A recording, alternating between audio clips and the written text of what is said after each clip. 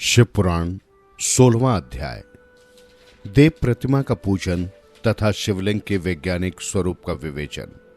ऋषियों ने कहा, साधु शिरोमणि सूत जी, हमें देव प्रतिमा के पूजन की विधि बताइए जिससे अभिष्ट फल की प्राप्ति होती है। सूत जी बोले, हे महर्षियों, मिट्टी से बनाई हुई प्रतिमा का पूजन करने से पुरुष स्त्री सभी के मनोरथ सफल हो जाते हैं।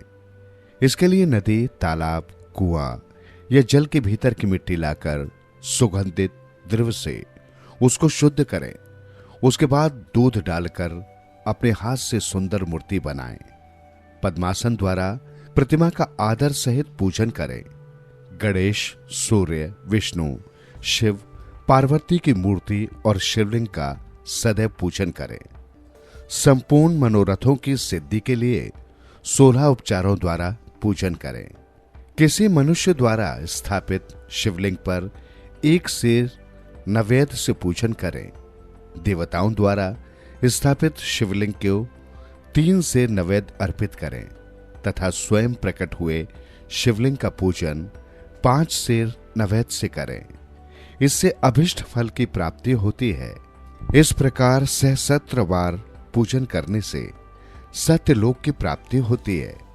12 अंगुल चौड़ा और 25 अंगुल लंबा ये लिंग का प्रमाण है और 15 अंगुल ऊंचा लोहे या लकड़ी के बनाए हुए पत्र का नाम शिव है। इसके अभिषेक से आत्मशुद्धि, गंध चढ़ाने से पुण्य, नैवेद्य चढ़ाने से आयु तथा धूप देने से धन की प्राप्ति होती है। दीप से ज्ञान और तांबुल से भोग मिलता है। अतएव स्नान आदि 6 पूजन के अंगों को अर्पित करें। नमस्कार और जाप संपूर्ण अभीष्ट फलों को देने वाला है। भोग और मोक्ष की इच्छा रखने वाले लोगों को पूजा के अंत में सदा जाप और नमस्कार करना चाहिए। जो मनुष्य जिस देवता की पूजा करता है वो उस देवता के लोक को प्राप्त करता है तथा उनके बीच के लोकों में उचित फल को भोगता है। हे महर्षि, भूलोक में श्री गणेश पूजनीय हैं। शिव जी के द्वारा निर्धारित तिथि, वार, नक्षत्र में जो विधि सहित इनकी पूजा करता है उसके सभी पाप एवं शोक दूर हो जाते हैं और वो अभीष्ट फलों को पाकर मोक्ष को प्राप्त करता है। यदि मध्याह्न के बाद तिथि का आरंभ होता है तो रात्रि तिथि का पूर्व भाग पितरों के श्राद्ध आदि कर्म के लिए उत्तम होता है तथा बाद का भाग दिन के समय देव कर्म के लिए अच्छा होता है। वेदों में पूजा शब्द को ठीक प्रकार से परिभाषित नहीं किया गया है। पोह का अर्थ है भोग और फल की सिद्धि। जिस कर्म से संपन्न होती है उसका नाम पूजा है। मनोवांछित वस्तु तथा ज्ञान अभीष्ट वस्तुएं हैं। लोक और वेद में पूजा शब्द का अर्थ विख्यात है। नित्य कर्म भविष्य में फल देने वाले होते हैं।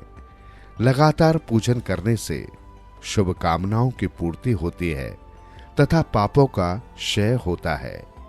इसी प्रकार श्री विष्णु भगवान तथा अन्य देवताओं की पूजा उन देवताओं के वार, तिथि, नक्षत्र को ध्यान में रखते हुए तथा 16 उपचारों से पूजन एवं भजन करने से अभीष्ट फल की प्राप्ति होती है।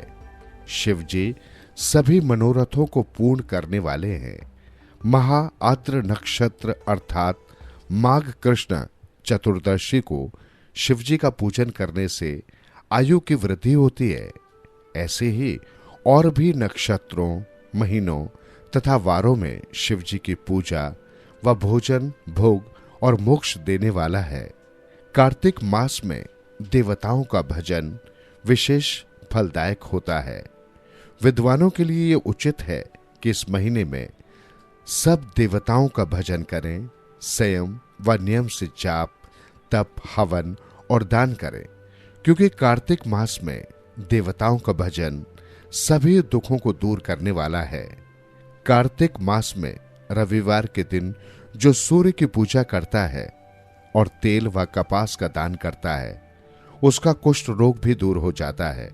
जो अपने तन मन को जीवन पर्यंत शिव को अर्पित कर देता है, उसे शिवजी मोक्ष प्रदान करते हैं।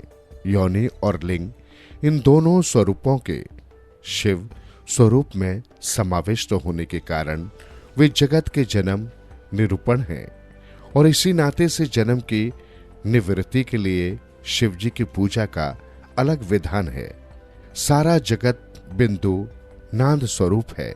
बिंदु शक्ति है और नाद शिव, इसलिए सारा जगत शिव शक्ति का स्वरूप ही है।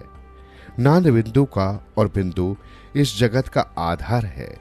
आधार में ही आधेय का समावेश अथवा लय होता है। यही सकलीकरण है। इस सकलीकरण की स्थिति में ही सृष्टि काल में जगत का आरंभ हुआ है। शिवलिंग बिंदु नाद स्वरूप है, अतः इसे जगत का कारण बताया जाता है। बिंदु देव है और नाद शिव, इनका संयुक्त रूप ही शिवलिंग कहलाता है। अतः जन्म के संकट से छुटकारा पाने के लिए शिवलिंग की पूजा करनी चाहिए। बिंदु रूपा देवी उमा माता है और नाद स्वरूप भगवान शिव पिता। इन माता पिता के पूजित होने से परमानंद की प्राप्ति होती है। देवी उमा जगत की माता है और शिव जगत के पिता। जो इनकी सेवा करता है उस पुत्र पर इनकी कृपा नित्य बढ़ती रहती है। वो पूजक पर कृपा कर उसे अपना आंतरिक ऐश्वर्य प्रदान करते हैं। अतः शिवलिंग को माता पिता का स्वरूप मानकर पूजा करने से आंतरिक आनंद की प्राप्ति होती है। भर्ग शिव पुरुष रूप हैं और भार्गव शक्ति प्रकृति कहलाती है। पुरुष आदि गर्भ है क्योंकि वही प्रकृति का जनक है। प्रकृति में पुरुष का संयोग होने से होने वाला जन्म उसका प्रथम जन्म कहलाता है। जीव पुरुष से बारंबार जन्म और मृत्यु को प्राप्त होता है। माया द्वारा प्रकट किया जाना ही उसका जन्म कहलाता है। जीव का शरीर जन्म काल से ही 6 विकारों से युक्त होता है, इसलिए इसे जीव की संज्ञा दी गई है। जन्म लेकर जो प्राणी विभिन्न पाशों अर्थात बंधनों में पड़ता है वो जीव है। जीव पशुता के पाश से जितना छूटने का प्रयास करता है उसमें उतना ही उलझता जाता है। कोई भी साधन जीव को जन्म मृत्यु के चक्र से मुक्त नहीं कर पाते। शिव के अनुग्रह से ही महामाया का प्रसाद जीव को प्राप्त होता है और मुक्ति मार्ग पर अग्रसर होता है। जन्म मृत्यु के बंधन से मुक्त होने के लिए श्रद्धा पूर्वक शिवलिंग का पूजन करना चाहिए।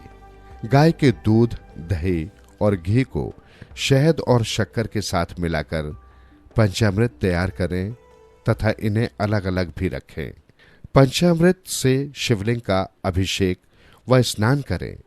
दूध व अन्न मिलाकर नैवेद्य तैयार कर प्रणव मंत्र का जाप करते हुए उसे भगवान शिव को अर्पित कर दें। प्रणव को ध्वनिलिंग, स्वयं भूलिंग और नाद स्वरूप होने के कारण नादलिंग तथा बिंदु स्वरूप होने के कारण बिंदु लिंग के रूप में प्रसिद्धि प्राप्त है। अचल रूप से प्रतिष्ठित शिवलिंग को मकार स्वरूप माना जाता है, इसलिए वो मकार लिंग कहलाता है। सवारी निकालने में उकार लिंग का उपयोग होता है। पूजा की दीक्षा देने वाले गुरु आचार्य विग्रह आकार का प्रतीक होने से आकार लिंग के 6 भेद हैं। इनकी नित्य पूजा करने से साधक जीवन मुक्त हो जाता है।